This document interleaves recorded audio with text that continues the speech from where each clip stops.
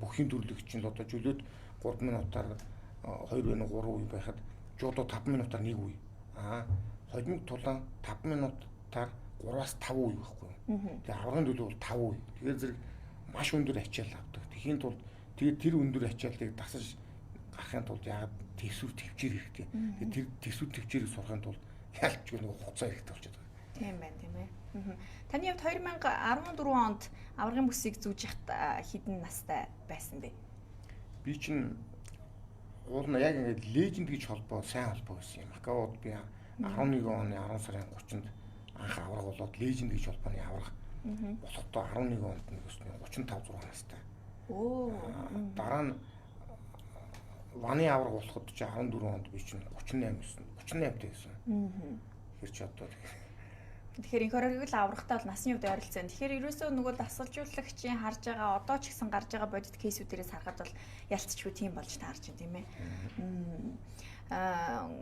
Шамнара бэлтгэхдээ одоо таны баримталтыг зарчим юу байна? Мөн одоо сонгох нь бас их ач холбогдолтой чухал болов уу гэж бодож байна. Яагаад тэгэхээр одоо холимоглааны спортыг сонирхдаг энэ спортоор хичээлж байгаа маш олон залуучууд гарч байна. Одоо хамгийн анх ихтэл би санаж мастер таланч гэл телевизийн нэвтрүүлэгт бол бас олон жилд олон залуучууд хөрсөлдөжсэн санагдаж байна. Тэгэхээр энэ залуучуудаас ер нь Шамнара яаж сонгож бэлтгэж авч байна вэ? Энэ магадгүй энэ спортоор хичээлж байгаа залуучуудын хувьд бол бас их чухал аах.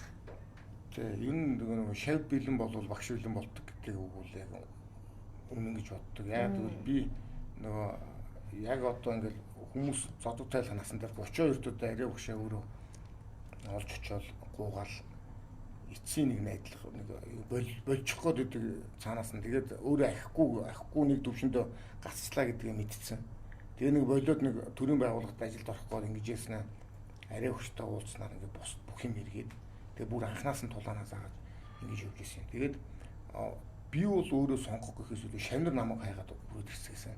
Магадгүй миний одоо нэг өмнөх үзүүлсэн амжилт энэ төр дээр нь тэр цаг хугацааны үед ч гэсэн бас нэг сайхан таарад сайхан ирчүүд сонгоод хүрээд ирсэнд бас талархаж баярлж явдаг юм. Ер нь бол тэгээ нөгөө энэ олон сонгохдоо тэр олон намайг гээд ирж байгаа залуучуудтай би түлхэж чадахгүй шүү дээ. Тэгээд гэхдээ тэр дотроос ингээд нэг номерын авьяас нь бол мэдээж тууштай зан. Гэхдээ тууштай зан буюу авьяас одоо нэг өсний эсвэл одоо өөрийнх нь биеийн онцлог ур чадвар хүчж үүд юм. Тэр нь бол уулын чухал боловч гэхдээ бүр нэг том юм тэрийг дадал болгох нь чухал. Бүр дадал болгоол. Тэхийн тулд яг хөөөр сурсан мэхээ өдөр дор хаяж одоо мэрэгжлийн тамирчин болъё л гэж бол өдөрт 2 удаа заавал бэлтгэлээ. Нэг нь 2, нэг нь 3 цагийн ядаж бэлтгэлээ гэдгээр тэр нөгөө сурсан мэдсэн юм аль дадал болгож өөртөө өөрөх өглөө босоо шүдөө уудаг шиг л нэг итгэл юм авчиадаг болол гэж зөвлөж явуулдаг. Тэгээ мэдээж нөгөө даруу вэ. Тэгэл хэлдэг шүү дээ нөгөө ардын дунд явахдаа алга биромет алзахтай эсний одоо үед арслан барсан мэт гэдэг. Нөгөө л өмнө зааж ирсэн хэлж ирсэн багш нарынхаа л үг сургаалаар ингээл Шамнар бэлтээ явж чадаа. Тулааны спортын тамирчид өндөр амжилт гаргахын зэрэгцээ нөгөө талдаа нийгэмд үзүүлэх нөлөөлөл, байр суурь, одоо үлгэр дуурайл бол маш их чухал байдаг тий. Дэлхийн хэмжээнд, Монголын хэмжээнд маш олон кейсүүд байна. Шамнартаа мэдээж маш олон одоо туршлагуудыг хилж өргөжлүүлж явж байгаа ах Намнбаярын маань хувьд одоо спортын амжилтыг хувийн амьдралтайгаа ер нь яаж хоршуулж байна? Ямар дадал зуршил, ямар одоо дэг журмыг өөртөө ер нь хөвшүүлдэг вэ? Мэргэжлийн тамирчин хүний хувьд болохоор ерөнхийдөө бол хамгийн түрүүнд миний одоо өөртөө яасан юм болохоор бол энэ бол миний ажил. За хүн өглөө босоод ингээд ажилдаа явдаг, орой амардаг, амралт өдрөөр амардаг. Яг энийг л ерөөс яг нөгөө нэг тамирчин гэдгээ ойлгоод спорт юунд оролцсон. Тэгээд өглөө босоод төвчний бэлтгэлээ хийгээл төвчний бэлтгэлээ ядарсан сонголттой өдөр нэг цайгаа ууж амраад оройн бэлтгэлтэй жоо амарч байгаа давдаг. Тэгээд ерөнхийдөө яг ажил гээл орлуулчихад ингээд бодцоход ерөнхийдөө амарлцдаг. Тэгэхээр амжилт үзүүлэхийн тулд бол өдөр тутмын бэлтгэл байнгын өндөр бэлэн формтой байх юм шаардлагатай болж шүү дээ. Тэгээ үүний хажуугаар мөн бас одоо сахилга бот болон сэтгэл зүйн бэлтгэлүүдийг чухал болов уу гэж бодож байна. Сахилга ботын тухайд юу н яаж суулгах хэрэгтэй гэдэг би багшаа хоёроос айлгаснаас сая. Ер нь тэгээ нөгөө нэг яг одоо цэвэр би миний хөдөлмөр би л хөдөлмөрлөд байгаа юм шиг боловч тэр амжилт нь би хэрвээ амжилт гаргачих юм бол тэр амжилт нь одоо нутаг усанд ээж аав маань ихэд айлд ороход нэг судал дээшээ залрахаар тэгж одоо амжилт нь хуваагддаг юм хэлээ л дээ. Тэгээд зөвхөн би хөдөлмөрлж байгаа би өөрөө ингэ зовж ийн гэхгүйгээр тэрийг жаргалтай өөрөө нэгдүгээр дуртай юм явж шүү дээ. Дургүй юмд нь очиод baйл тэгээд зодол тэгээд оруулаад байгаа биш. Өөрөө дурлаад явж байгаа юм чинь аль болох жингээ хасгатаа ч гэсэн кайфтай гоё жаргалтаас хэрвээ чи амжилт үзүүлж чадах юм бол арга амьдрал ахуйд чинь хэрэгтэй болохоос гадна нутаг ус чинь ч гэсэн бахарх нь ах トゥ ус чинь бүр бахарх нь гэдгийг хэлэхээр зэрэг чинь бусд маань хүртэл надаар бахархаад нэг өсний удмын заяанда жоохон ч гэсэн өөрчлөлт оруулчих واخгүй сайн. Тэрийг ойлгуулчаар зэрэг шанаар аяндаа ингээд хөдөлмөрлөх хүсэл нь урам тэр шууд аваад гоё л явчих юм да юм. Мотивацийг бол тэгж тэр өнцгөөс нь өгөх нь шүү дээ тийм ээ. Илүү материалистик талаасаа гэхээсээ илүүтэйгээр эцэг их нутаг ус удам угсаатай нь холбож байгаа. Усныхоо нэрийг гаргахаас ахвал тэр төрийн далбаагаа эзэмшнэ гэдэг чинь яг тэр амжилт үзүүлж байгаа үедэл төрийн далбааг эзэмшиж штеп. Хинхэн төрийн далбаагаа гаргаж чадах уу, төрийн дууллаа ашиглуулах уу гэдэг чинь яг тэр торгон тамирчин хүндэл байж байгаа нэг гоё хөв зөө явахгүй. Тэгээд тэрийг олж авахын тулд мэдээж тэр хүнд бэлтгэлийг тэгтээ нөгөө тэр олон юм сайн юм а бодчих юм бол өөрт ашигтай юм а таатаа зүйлээ бодчих юм бол тэр хүнд бэрхшээлтэй юмнуудыг жаргалтаад авдаг байхгүй. Жингээ хасгатаа ч гэсэн маш гоё. Ямар ч стресс байхгүй.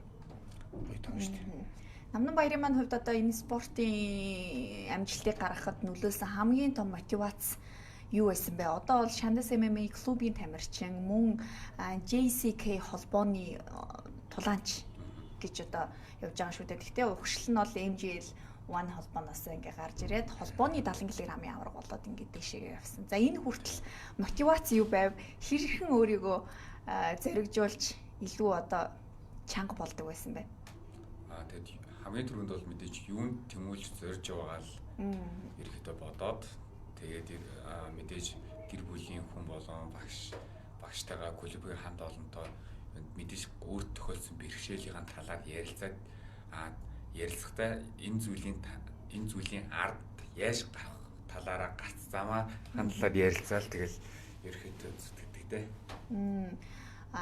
Сая орсон одоо холбооны авраг болоход ямар сэтгэлтэй байсан бэ? Мөн одоо Монгол тамирчдын хувьд бол өмнө нь ийм өндөр шагналын сантай бооцоодод тэмцээнд оролцож авралж байгаагүй гэдэг мэдээлэл бас бидэнд ирсэн. Би болохоор анх болохоор юун дээр JCK холбоонд анхныхаа гэрээ байгуулж исэн тамирчин болсон. Тэгээд анхны оргил тулааныг хийжсэн. Тэгээд JCK холбоонд шүү дээ. Тэгээд ерөөхдөө ингээд анхны тулаач гэрээ их зорилго тавьж байгаа. Гэрээ хийнгүүт за анхныхаа сая оныг хүртэх. За сая оноо хүртээд одоо дараагийнх ч гэх мэтлэн ингээд ерөөхдөө дараагийнхаа зорилгыг тодорхойлоод ерөөхдөө бас нэг анхных болох боломж олдож байна. Тэгээд ерөөхдөө бүгдийн сайхан зүтгээд ерөөхдөө боломжтой тултал ашиглая л гэдэг зүйл бодсон доо. Яг бид бол ингээл ялагдлыг их олуулаа хуваалцдаг штэ. Биш ээ, ялалтыг их олуулаа хуваалцдаг. Ялагдлыг зөвхөн одоо тамирчин дасгалжуулагч хоёр л хуваалцдаг. Тэгэхээр наран тунгалаг багшийн хувьд ялагдл хүлээсэн тамирчнаа сэтгэл зүйн хувьд яаж цаашаага явах хүчийг нөгдөг вэ? Ямар тактикаар юу н ажилтдаг вэ? Монголчуудын сэтгэл зүйн онцлог бөгөөд төр дайчин чанар юу н бусад гадны тулаанчдаас өөр байдаг уу? Таны анзаарснаар. Өөр манай чинь сэтгэл зүйд нь бас нэг тэгэл бүрэн тусгай сэтгэл зүйч аваал ингээл эр зөргийн тулдах тэр сэтгэлийн өөрөөс байглаасаа нэг өсний тийм байгаа байхгүй. Яг бол ахын амьдрал маань ч гэсэн багтаа нөгөө нэг адуу малтаа нөцөлдсөн өдөө өссөн хүмүүс байна. Хотод байсан ч гэсэн багтаа зөндөө зодон цохоо хийсэн үдцсэн. Янз бүрийн атаа янз бүрийн хүмүүстэй ингээд тулдаа үдцсэн хүмүүс байдаг байхгүй. Тийм учраас огтдод тулдаж үзээгөө хамраасаа цусаагаж үзээгөө хөлтөд зөвлөгөө өгөх. Мэдээж тийм бүх анги танхим одоо сургууль соёлтой ерөөсөө янз бүрийн тийм тулаанд орцсон залуучууд байдгийг. Тэгээд тэндээсээ бас нэлээд толгойлох маягтай хүүхдүүд яг өөрөө дотроо мэдээд нь шүү дээ. Би бол бас энэгээр яваад үзчихвэл яадаг бол гэж. Тэр итгэл дээр ирж байгаа учраас жоохон зөвлөгөө өгөхөд л маш гоё болно. Мэдээж бидний нөгөө өмнөх дайчин түүхтэй тэр өвөг дээдсийн тэр дайчин түүх биднэрт маш том хүч болж өгдөг байхгүй. Тэр нөгөө агуу өвөг дээдсийн Чингис хаан, Сүбэдэ Баатар ингээл гихмжлээ одоо энэ 39-45 оны тэр алах голын болон чөлөөлөх дайны үеийн баатрууд, тэр баруун хязгаарын баатрууд тэд нар чинь тэр дайцж тулдж байхдаа 18-9 настай залуучууд хүүхдүүд байсан. Тэг чин бид нар ингээд ямар тэг дайнд орох гэж байгаа биш. Спортоор нэр алдраа мандуулаад улс орныхоо нэрийг гаргаад тэгээд зөндөө олон давтцсан юм аа нөгөө өөрчлөлтөчөө судалж жаад тулаан хийх гэж байгаа болохоор зэрэг сэтгэлд хамаагүй өөр болчихдог байхгүй. Тэгээд тэрийг ойлгочих юм бол тулдах урам шал өөр. Ямар одоо ингээд ялагдлаа гингүүд амнаас алдахчих юм шиг ч юм уу те дайн тулаан биш. Өөрийнхөө бэлтгэл дээр хийдэг л байсан юм аа хийх гэж байгаа болохоор зэрэг тэрийг ойлгуулчвал залуучуудын сэтгэл зүй аюул сайхан болчихдог. Гэтэ мэдээж ялагдлыг хүртчихэж ялалтыг хүртэх хэрэгтэй болох байх тийм ээ. Тэгээд ялагдлаас ер нь бол ялагдал ер нь байхгүй. Ягаад гэвэл ялагдал бол яг юм сурж авч байгаа хгүй туршлага урамтуулж авч байгаа хгүй. Тэгээд туршлага урамтууллаа тэр жоохон уналтаас тэгэл буцаад улам хүчтэй болно шүү дээ. Яг ер нь нөгөө тэр ялагдлаа хүлээн зөвшөөрөх хэрэгтэй. Хүлээн зөвшөөрөөд тэгээд өөрөөхөн тэр ялагдлыг хүлээн зөвшөөрөөд сул талаа хүлээн зөвшөөрөх зүүн чинь засахад амархан шүү дээ. Тэгээд хүнээс ч өөрснөө асууж чаддаг юм сул талаа хүлээн зөвшөөрч чинь. Тэгээд тэр уналтан дээр нь ялагдал дээр нь харин ч улам нөгөө өмнө андуурж бодож исэн хийдгүү байсан юмудаа ингээд олоод улам хүчтэй болох эхлэл болдог гэж бодогддог шүү дээ. Тэр талаар нь шавнар зөвлөдөг. Тэгэхээр тэр нөгөө алдаа гарна гэдэг бол сайн илрүүлэлтэнд их чухал. Илрүүлсний дараагаар түүнийг илүү сайжруулах нь амжилтын бас маш том одоо хувийн эзэлтгээ гэж харах гэдэг юм байна. Намнан баяраасаа асууя тулааны өмнөх айдас дарамт юу н байдаг уу? Эсвэл дандаа зоригтой дандаа л ялна гэсэн ирч хүчтэйгээр тулаанд ордог уу? Тамирчны сэтгэл зүй ямар гэдэг юм бэ? Яг би бол бүх тамирчны сэтгэл зүйг бол мэдгүй. Гэхдээ миний хувьд бол тийм яг тулаанд ороод тулдах гэхээсээ илүү баг зэрэг нэг сэтгэл зүйд нэг хордог зүйл нь болохоор хэрвээ би ялагдчихвал яана гэдэг баг зэрэг нэг тийм ер нь бол нэг тийм зүйл байдаг. Тэгээд тэр талаараа ерөөдөө бол багштайгаа ярилцдаг. Тэгээд ерөөдөө мэдээж дуртай зүйлийг хийж байгаа. Тэгээд өөр хийсэн зүйлийнхээ үр дүнгийг л үзье. Хамгийн гол нь бэлтгэлээ хийхдээ одоо тэр бэлтгэлжтэй л одоо сайн их чухал юм байна. Гэж хэлээд. Мэргэжлийн тамирчдын хувьд бол одоо рингнээс гадуур, талбайгаас гадуур хин нэгнтэй маргалдах, гар зөрүүлэх асуудлыг бол бүр ор тас хоригдж байгаа тийм ээ. Тий. Гэхдээ зарим тамирчид маань энэ дээр алдаад байгаа шиг бас кейсүүд харагдав. Гэхдээ нөгөө нэг ихэнх одоо тулааны спортоор хичээлж байгаа залуучууд ийм болчтой. Юу гэхээр бэлтгэл дээр зөндөө цохиулж өшгөлүүлж байна. Тэрнээс хамгаалж байна. Тэгээд тэр цохилд ямар хүчтэй, ямар аюултай вэ гэдгийг мэддэг байхгүй. Тэгээд бэлтгэл дээр ингээд байн ингээд цохилцоод ингэж байгаа хүмүүс чинь гудам дайлуулах за ялангуяа нүцгэн гараар зохих юм бол энэ хацар ясмас чинь маш амархан бэрхдэг шүү дээ. Ирүүм рүү уурна шүүдэм чинь тэгэхээр чин зэрэг гудам дайлуулах ерөн зугтаан айлуулахын ивэр. За мэдээж бүр ингээд хайртай дотн хүмүүс рүү янз бүрээр одоо ингээд тоглоо ивэл мэдээж хамгийн эвтих нэрэл хамгаалж аюулгүй байхыг л бодно шүү дээ. Тэрнээс юм бүр ингээд хохирч болоод яв гэж байгаа шүү. Аль болох хамгаална гэсэн үг. Тэгэхдээ нөгөө тулааны нөгөө цохилт өшгөлт ямар аюултай гэдгийг өдөр тутмын бэлтгэлтэйг мэдж байгаа болохоор зэрэг юм тэрийг хийхгүй юм зохицуулж чаддаг л болт. Ер нь аюулыг өдөрчиж мэдэх чадвар аягүй өндөрсөн тамирчин тулаан залуучууд нөхцөл байдлыг үүдэх гээд уур амьсгал ширүүсгээс өмнө аягүй гоё ивэр зохицуулж байна. Тэндээс айлын явчихна. Тэгэл хамгийн сайн хамгаалт чинь нэг цухтаах болчиход байгаа шүү дээ. Багшийн хувьд бол та тамирчдтай бас энэ рингнээс гадуурх, бэлтгэлийн заалнаас гадуурх төлөвшлийг суулгахад ер нь голчилж одоо хилдэг зүйлс юу вэ? Тэгэл нөгөө жоохон бардам явах юм бол өөрөө нөгөө өвний эго гэдэг одоо тэр өндөр явах юм бол нөгөө өм дутаад жижигхэн юмд ингээд дутаад байдаг байхгүй юу. Тэрийг л айлуулах ойлгуулахыг хичээдэг. Тэгэл мэдээж бид нар ингээд одоо бид нар өөрснөө тийм байсан мөн шавнартай юу гэдгээр за та нар маань ингээд сайн ирийн замналаар замнаж гин шийдчихлээ.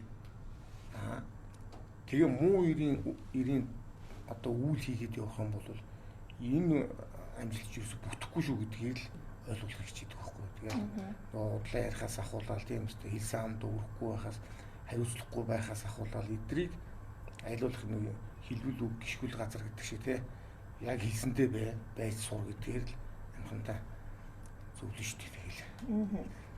Одоо клубын үйл ажиллагаа зорилгын талаар бас ярилцъя. Шандас клуб болон MJL нэг холбооны талаар таас бидэнд илүү дэлгэрэнгүй мэдээлэл өгөхгүй юу? Удахгүй бас шоу зохион байгуулагдах гэж байна. Өмнө нь Монголд яг холимог тулааны спортын телевизтэй хамтарсан шоунууд бас олон зохиогдож байгаагүй. Одоо энэ удаагийн холдонгож 2 дахь болох гэж байх шиг байна. Гэх мэтчлэн ер нь болох гэж байгаа үйл явдлын талаар та бидэнд мэдээлэл өгөхгүй юу? За одоо 17 онд реалити шоу Мастер Тулаанч гэж реалити шоу зохиогдож ирсэн. Энэ жил нэг холбооноос телевизтэй хамтраад дараа нь бол Монголд нэг Road to One-ыг бас залуучууд маань хийж ирсэн. Гэхдээ энэ жил нэг биш өөр залуучууд. Тэнд бол манайш одоо инх хөргөл маань төрүүлж вантай гэрээ хийж ирсэн. Одоо бол энэ 57 70 кг-д одоо 88 тамирчин шалгаруулад тэгээд тэндээсээ ингээд цуурлаар ингээд аврахад тодруулах ийм одоо шатарчилсан дараалалаар ингээд явах. Тим тэмцээн зохиогдох гэж байна. Тэрний талаар бол би бол сайн мэдэхгүй байна. Би яг бол бид нар нөгөө энэ жилийн холбоогоо үүсгэн байгуулагч нар маань дараагийнхаа залуучууд яг бүтэн ингээд хүлээлгээд өгсөн. Үүсэл гарал дундах хөгжлийн гэхээс одоо бол би сайн тэр талаар мэдэхгүй байна. Шанс клубын хувьд бол 2007 онд одоо Commit Service гэж компанид би ажилд ороод тэнд ингээд чөлөөтийн бүтэн дэвжээтэй одоогийн манай клуб байж байгаа хгүй тэнд одоо ингээд Commit Service компани хамгаалтын албаны залуучуудыг одоо бэлтгэл сургуультай хийдэг чөлөө цагаа зөв зохистой өнгөрөхөд зориулсан тийм клуб дэвжээ гарсан гэсэн. Тэгээ тэрийг үзэл би нөө төрийн байгууллагад орохоо болол бүр зорилгод маань өөрчлөлт ороод нөгөө тулаанаа болгочихсон хүн чинь шууд тэр клуб руугаа ороод тэндээ бэлтгэл хийж байгаа 2008 оны 1 сараас яг шанс гэдгээр тэмцээн уралдаанд шавнараа оруулаад эхэлсэн. Тэгээд гол одоо тэр санаачлаад дэмжиж явсан нь одоо тэр Commit Service компани тэгээд тухайн үеийн захирал байсан одоо нэг сайхан ах маань байгаа Эрдэнэ очгийн Тамир гээд өдний уртл одоо ингээд 19 жилийн хугацаанд биднийг ингээд дэмжиж орон байраар хангаад залуучуудын манд дэмжиж ингээд явж байгаа. Тэр ахтаал үнэхээр баярлж одоо шанс клубын хувьд бол бид нар одоо уртл холбоотой одоо уртл чанарын манд дэмжиж хүчнийх нь бэлтгэлээж зааж зүйлж өгвөл ингээд явж байгаа. Тийм ирхэн сайхан ах ба. Тэр хүний одоо салшгүй холбоотой дэмжлэгээр шанс клуб бүдүүр хөлбөл явж байна. Тэгээд олон сайхан залуучууд олон аврагууд давхцсан тоогоор энэ жил нэг ихэд 22 байна аврах төрсөн байсан. Энэ жилийн холбоонд өгөхөд зарим нь одоо ингээд 3 удаа аврах болохоос ахуулаад энэ давхцсан тоог нэлээд байгаа. Тэгэхээр ер нь 17-8 аврах байна. Яг энэ жилийн хувьд. Би ч одоо бас энэ жилийнхээ холимог дулаан кикбоксing анхны аврах болж байсан. Тэгээд олон сайхан залуучууд ингээд холбогдоод энэ шанс гэдэг дэвжигийн өрнөн ингээд зарлагдаад ингээд явж байгаа. Үнэхээр их таатай баяртай сайхан мэдээ. Та одоо хэдийгээр MJL нэг Fighting Championship холбооны үүсгэн байгуулагч болох чиг одоо бол залуучууд яг холбооны үйл ажиллагааг аваа явж байна. Тасгалжуулагчийнхаа одоо үүргэлөө илүү төвлөрж байна гэж штэ тийм ээ.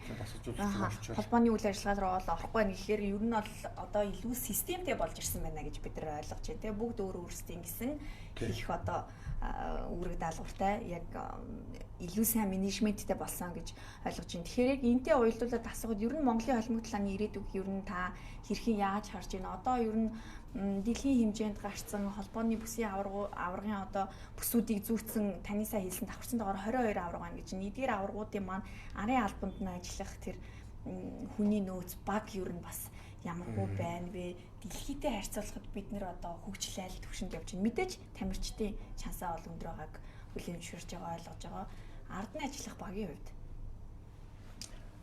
Үнэхээр одоо юу л дээ одоо холбоо тулааны ирээдүг одоо энэ жилийн холбооноос гаралтай ялангуяа энэ хөгжил гэж ирээдүг ярихын тулд заавал өнгөрсөн үеийг ярих хэрэгтэй л дээ. Өнгөрсөн үеийнхээ ах нарын багш нарын хийж бүтээсэн суурин дээр л бид нар ингээ хөгжиж явж байгаа. Анхны одоо Монголд 90-ад онд одоо кёкшин каратегийн холбоо, таеквондогийн холбоо, дараа нь ингээ Монгол зоо гэдэг энэ болгоо ингээ хөгжөөд Монгол дотоодынхаа улсын аврагын шиг тэмцээнүүдийг зохиодог байсан.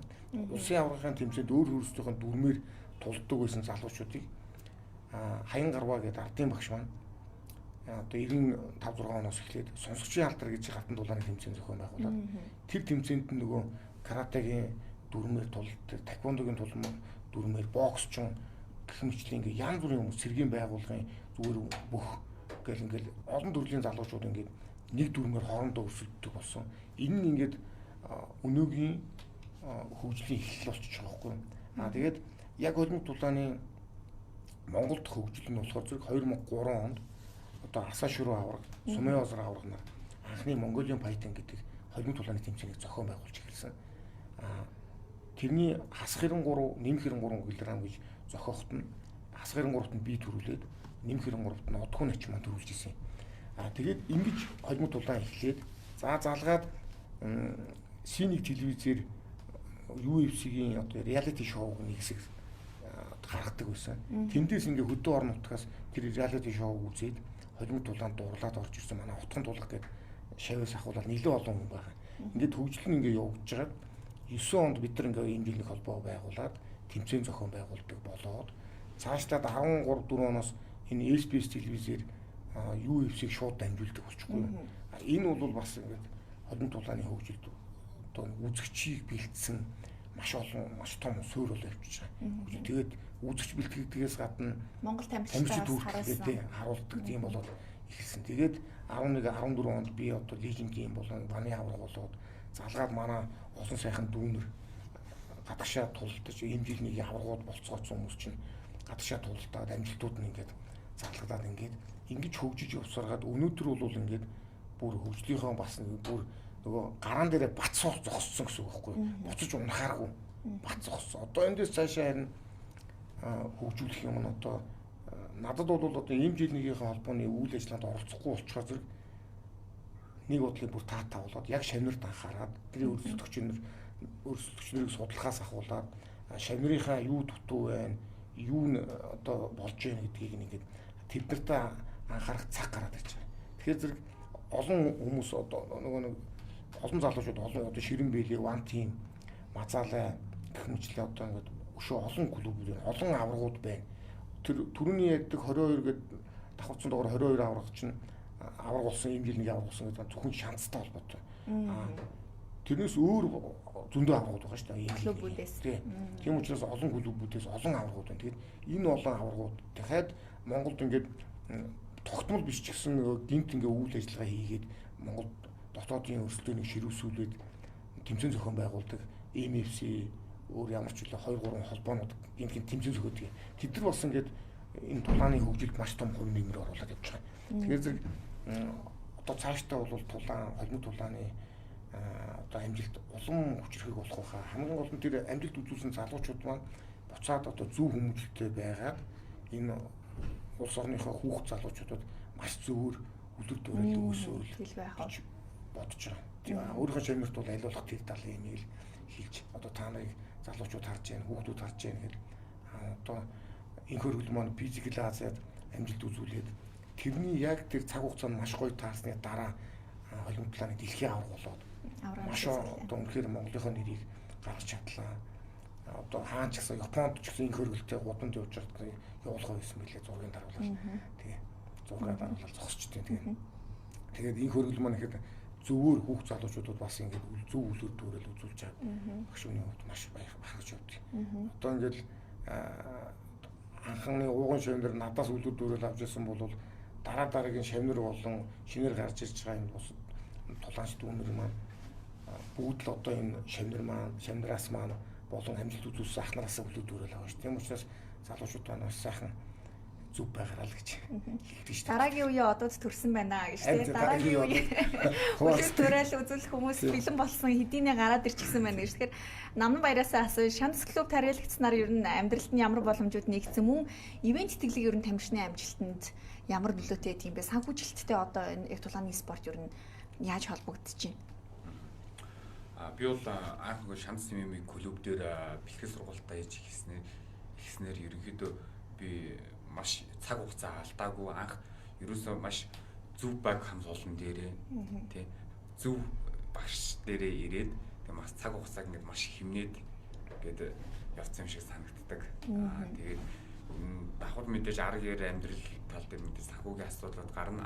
Анх удаа би Хансай Микон гэдэг бетон зургийн үйлдвэрийн одоо туслах ажилтан кофе оператор хийнгээд ингээд давхар өөрөө бас нэг миксер худалдаж аваад тэг миксерийн жолооч хийдэг гэсэн. Тэгэд ерөнхийдөө мэдээж бэлтгэл сургалтаа ингээд тууштай хийгээд явахлаар ингээд өсвөлгч нарын чанар сайжрна. Тэгээд давхар ингээд тамирчин болоод зорихоор заавал өдрөө 2 бэлтгэл хийх шаардлагатай болоод байсан. Тэгээд манай клуб юу одоо манай махал гэдэг байдаг. Одоо аль түрүү нэрэн дурдагцсан одоо манай багш маань найз махал манай одоо манай баян өнгөрөх. Тэгээд анх махал ахаараа дамжуулан Хаунс Импекс компанитай анх холбогдоод Хаунс компаниар чимдэж сахиралтай очиж уулзаад тэгээд намайг спонсорлож спорт тал дээр нь дэмжихээр болсон. Тэгээ Хаунс Импекс компанид одоо спорт зааварлагч гэдэг местэн дээр ерөөхдөө явдаг. Тэгээд Хаунс Импекс компанид маш баярлж явдаг да. Тэгэхээр дэмжлэг бол бас маш чухал юм тийм ээ. Тайван бэлтгэлээ хийх юу ардаа санаа зовхгүй зүйлтэй байна гэдэг бол амжилтын бас дийлэнх хөрөнгөлөх юм болов уу гэж бодож байна. Одоо MGL нэг холбооны тэмцээн шоуны талаар бас ярилцээ. Таны хувьд бол шоунд оролцох юм бэлээ тийм ээ 70 кг-ийн жиндээ оролцсон гэж ойлгосон зөв үү? Биш. Нөгөө наман JCK гэдэг хятадын одоо нэг нэмрээ холбоотой ингээд гэрээ байгуулсан үндсэн тамирчин болсон байна. Тэгэхээр өөр холбооны тэмцээнд орох гэсэн үг болдог боломжгүй. Тэгээд зэрэг өөр залуучууд маань оролцсон. Тэгвэл одоо MGL 1 холбооноос хийх одоо энэ тэмцээнд та түрүү хэлсэн 57 кг 70 кг дээр 8 залуучуудыг өрсөлдүүлээд авраг шалгаруулна гэж юм. Тэгэхээр эдгээр 8 залуучуудыг яаж шалгаруулах вэ? Монголд байгаа одоо бүх клубүүдээс дунд нь тэмцээн явуулаад аврагуудыг зөвлөх үү? Ямар систем явд юм бэ?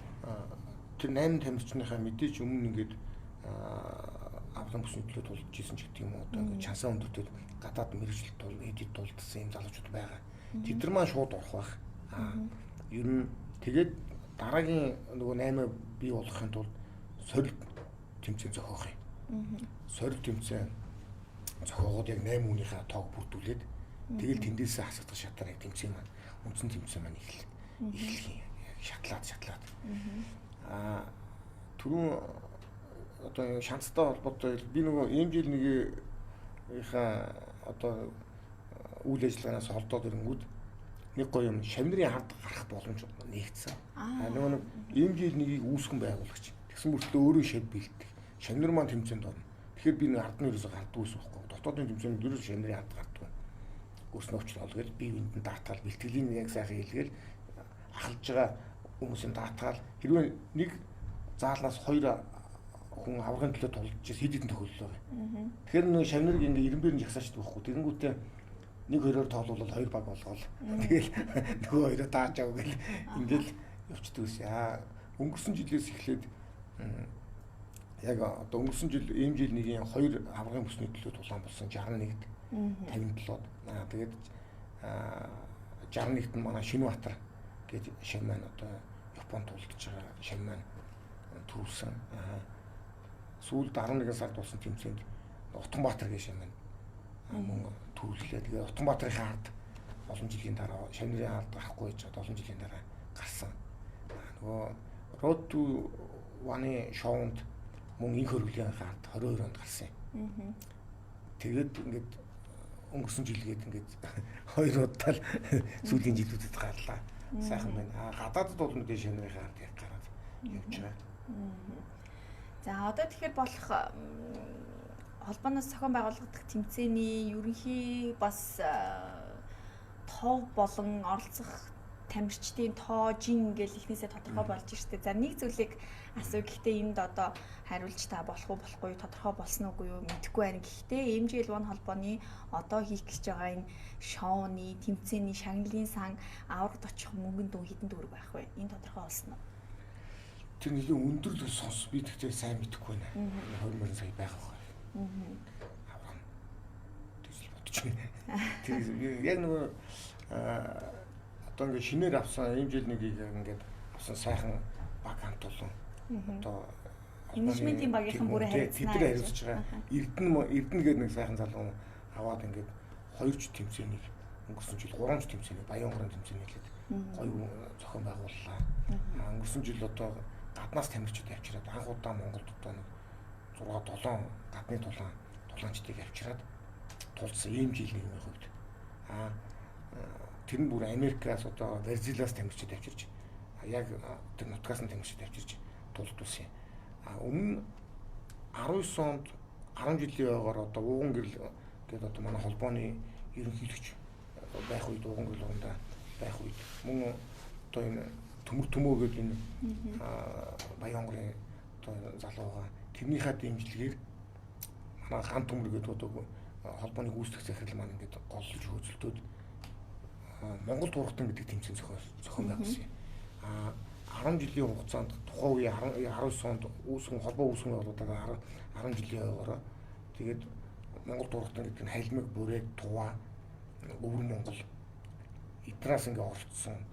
Бидний хувьд бол тухайн үед л хамгийн том тэмцээнийг зохион байгуулж илээ.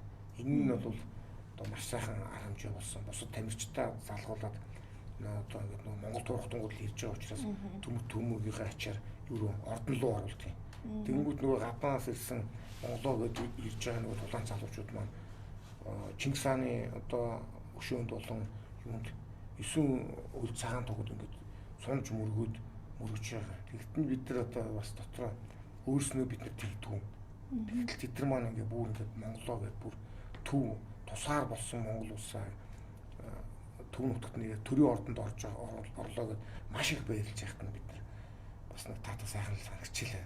Гэхдээ бас нэг яг тэгж тэр хааныхаа хөшөөнд болон эсвэл цагаан дугундаа тэгж мөргөж бол бид тэр одоо чадахгүй штэ. Тэгсэн мөртлөөс лам сүмд мөргөдөг мөртлөө бид нар яг нэг дайчин түүхтэй тэр өгшийнхаа өмнө тэгж сонд мөргөдгөн байлээ шүү гэдгийг тэндээс харсан штэ.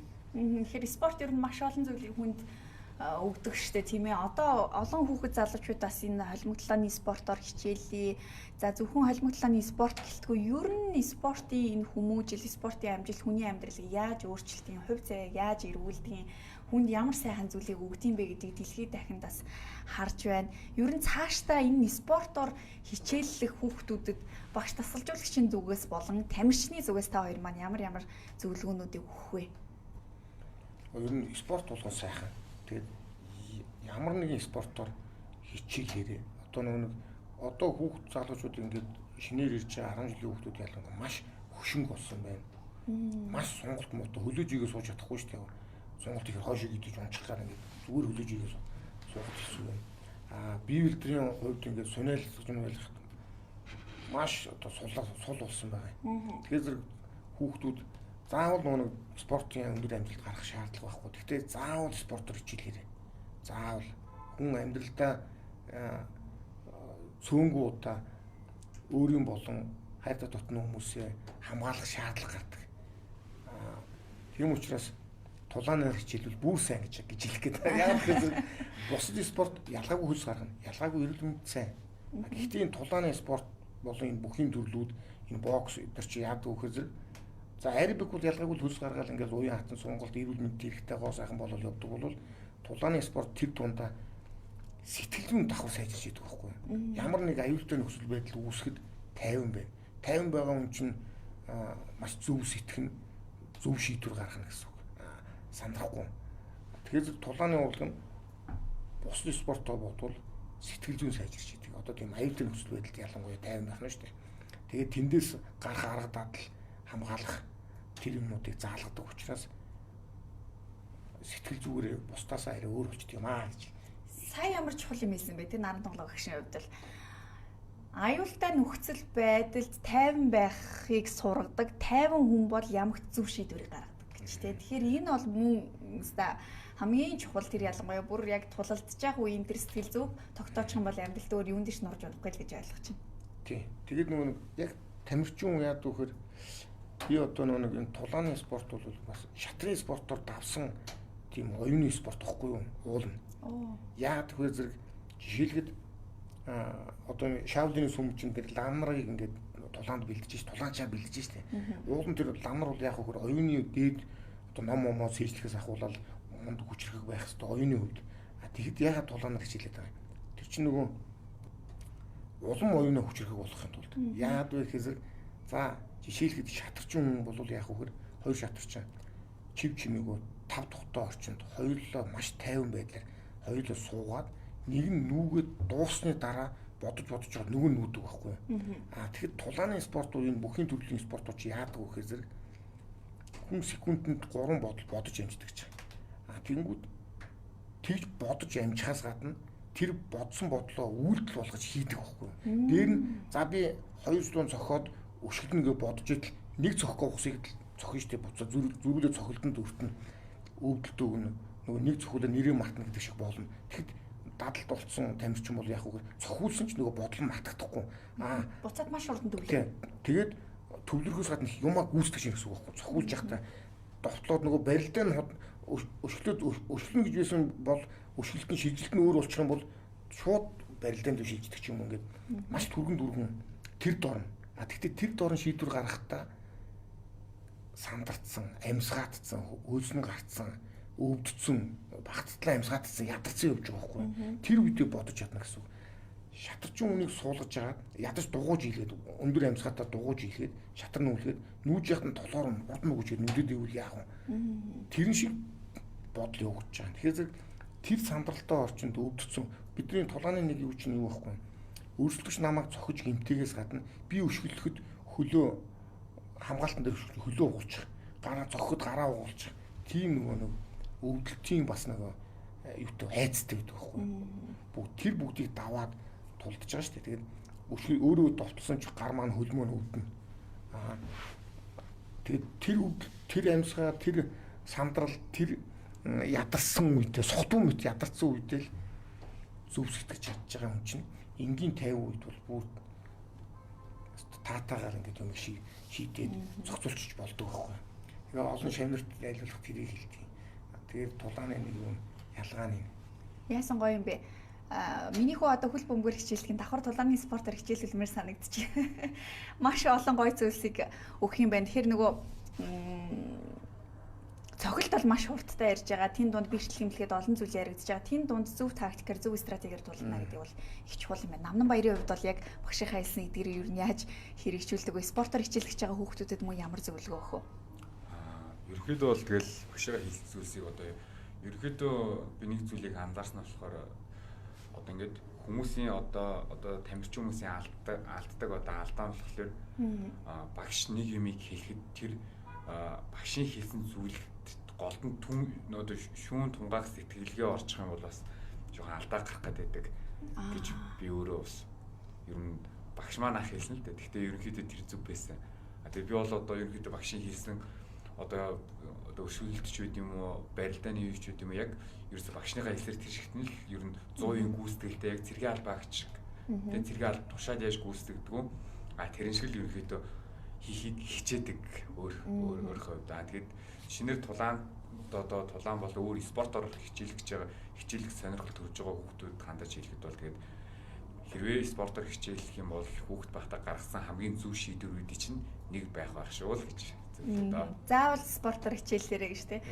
Тамирчид ер нь ирээд яг энэ судал дээр суугаад ярьслага өгөхдөө өөрсдийнхөө амьдралын түүхийг болон бусдад сургамж болох урам зориг өгөх төр сайхан зүйлсүүдээ ярьдаг. Тэгэхдээ төгсгөлд нь нэг л зүйлийг бүгд хэлдэг. Ямар нэгэн спортоор заавал хичээлээрэй. Ерөөсөө спортын хүнд өгөх энэ гайхамшигтай зүйлийг бол үгээр илэрхийлэхийн аргагүй. Тэр ялангуяа ирээдүйд амьдралд нь хүртэл одоо маш чухал нөлөөтэй. Сайн наран тунгалаг багш хэлсэн шийдвэр гаргалтын дээр хүртэл ингээ үнэхээр чухал байдаг гэж хэлдэг. Тэгээ өнөөдөр бол тэр ялангуяа бүр та хоёроос энийг бүр илүү сайн ойлгож сонсч явлаа. Тэгээ одоо хэдхэн минут үлдсэн байна. MGL нэг холбооноос удахгүй зохион байгуулагдаж байгаа тэмцээн рүү эргээд орё гэж бодож байна. Энэ тэмцээн Монголын холимог талааны спортод ямар нөлөө үзүүлэх вэ? Энэ тэмцээний дараагаар нөхцөл байдал ер нь ямар болсон байх болно гэж ер нь та зөвөр урьдчилж харж байна вэ? Туршлагатай дасгалжуулагчийн хувьд өөрөө мөн тамирчин байсан юм. Тэгээ одоо ингээд манай Монголын дотоодын өрсөлдөөн бол энэ хөндөр төвшин ширүүссэн байхгүй. Тамирчдын ур чадвар сайжирчлаа, хүч бүгд л юм маш сайхан бие бэлтрийн хувьд ч гэсэн өөрчлөлтөд эхэлсэн. Тэгээ энэ нь бол өмнө хөгжижсэн нөгөө хөгжлөө улам дээш нь шийдсэн сайхан үйл ажиллагаа болно гэж итгэж байгаа. За та хоёртоо их баярлалаа. Олон сайхан мэдээллүүдийг бидэнд өгөхөөс гадна спортоор хичээллийн ач холбогдол мөн одоогийн нөхцөл байдал дээр нийгэмд бас хүүхдүүдтэй холбоотой олон таагүй зүйлсүүд, олон кейсүүд бас гарч ирж байна. Тэгэхээр энтэй бас холбогдох үйц урам зоригийг өгсөн, сургамжийг өгсөн сайхан яриаг өнөөдөр манай студид дэлгэглээ гэж бодож байна. Тэгээд Наран тунгалаг багшд бас дахин талархал илэрхийлэхийн алдамт мөн баяр хүргэе. Шавнар нь одоо спортын ертөнцид сахиур хагалж бас олон хүүхэд залуучуудад үлгэр дуурайл болж байна. Түрүүний хэлсэнчлэн дараагийн одод хэдийнэ төрж гэж тийм ээ. Тэгэхээр спортоор хичээлдэг хүүхэд залуучууд олон болох болтугай. Мөн одоо Намнан баяртай мөн бас амжилтыг хүсье. Цаашдаа JCK холбооны тэмцээнүүдэд илүү амжилттай оролцож бас Монгол тамирчны эр бэрийг дэлхийн түвшинд илүү амжилттайгаар харуулах юм бас эрүүлэг дэвшүүлээ. Наран тунгалаг багштай олон сайхан шав төрүүлээрээ энэ спортын хөгжлийг дэлхийд бүр илүү тодор тамглаарай гэж хүсэж байна. Баяртай баярлалаа. Баярлалаа. Энэ сайхан нэвтрүүлэгт урьж оруулсанд баярлалаа. За үзэгчдээ Монгол телевиз Терминал 1-ийн чөлөөт ярилцлага ээлжитнийгийн шин дугаараа үзэгч та бүхэнд хүргэлээ. Өнөөдөр бид Монгол улсын гавьяат тамирчин MGL-ний Fighting Championship холбооны үүсгэн байгуулагч One Championship-ийн аваргын бүсийг анх Монголд авчирсан холимог тулааны дэлхийн аварга Наран тунгалаг багштай болон Шандас MMA клубын мэргэжлийн холимог тулаанч MGL-ний холбооны 70 кг-ийн аварга мөн бүгд найрамдах Хятад ард улсын JCK холбооны аварга Намнан баяртай ярилцлаа. Та хоёртой дахин талархал илэрхийлье. За баяртай үзэгчдээ дараагийн дугаараар иргэн уулзъя. Баяртай.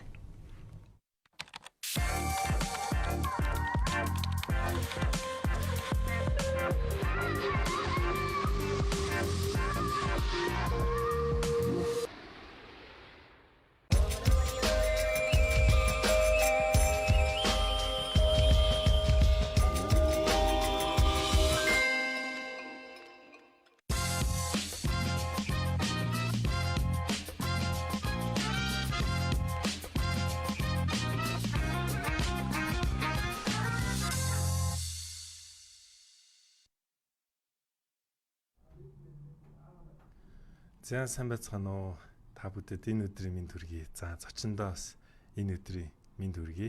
За өнөөдөр маш сонирхолтой сайхан яриа өрнөнө гэж бодож төлөвлөж байгаа. За тэгэхээр бизнесээ томруулахын төрөөмс байгууллагын стратегийн түнш байгууллага болох Фандия одоо хамтын санхүүжилтийн платформын үүсгэн байгуулагч гүйцэтгэх захирал Бэ Цэлмэг маань өнөөдөр студид хүрэлцэн ирсэн байна.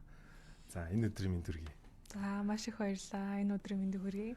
За тэгэхээр бидэд маань өнөөдөр гол ярих сэдв маань бол та бүгдийн өнөөдөр бүтээгдэхүүн үйлчилгээ, ер нь энэ хамтын санхүүжилт гэж юу вэ? Жижиг дунд бизнес эрхлэгч, гарааны бизнес тий ер нь энэ утгаараа ер нь сайхан яриа өрнүүлнэ гэж зорж байгаа. Тэгэхээр хоёулаа яриагаа ер нь энэ одоо хамтын санхүүжилт гэдэг чинь ер нь юу юм бэ? Тэ? Та ер нь хизэнээс яагаад ер нь хийхээр болов те?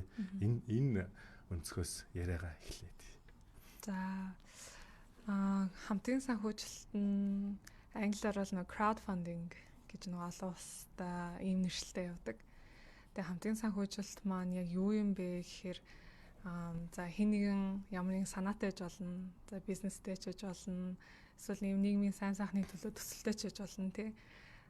Тэрэн дээр бол мэдээж нөгөө нэг хөрөнгө оруулалт, за санхүүжилт олоход бол тэр болгон тийм амар байгаад байдгүй.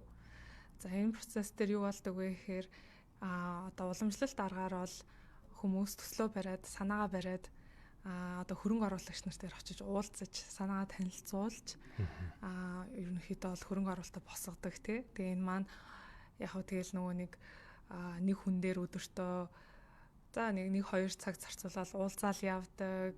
Маш их ажиллагаатай байдаг, маш их цаг авдаг тий энэ өөрөө. За тэгээ нэмээд нөгөө хүртээмж маш хязгаарлагдмал байдаг. Хүн яаж хичээгээд одоо 100 хүнтэй бол ингээл уулзахад бол маш бэрх штэ тийм олон хөрөнгө оруулагч одоо хайж олно гэдэг бол маш бэрх.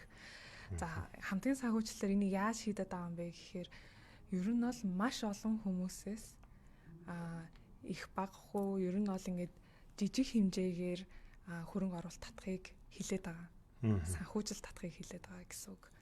За crowdfunding гэдэг нэршлэлээр сүүлийн үед ер нь бол за сүүлийн 20 жил ер нь бол газар аваад байгаа яг одоо утга агуулга нь өөрөө энэ интернет дээр одоо цахим орчинд вебсайт байдлаар ингээд ашиглагдаад явж байгаа нь одоогийн бидний мэдэх crowdfunding гэдэг энэ үйл явцыг л хэлээд байгаа.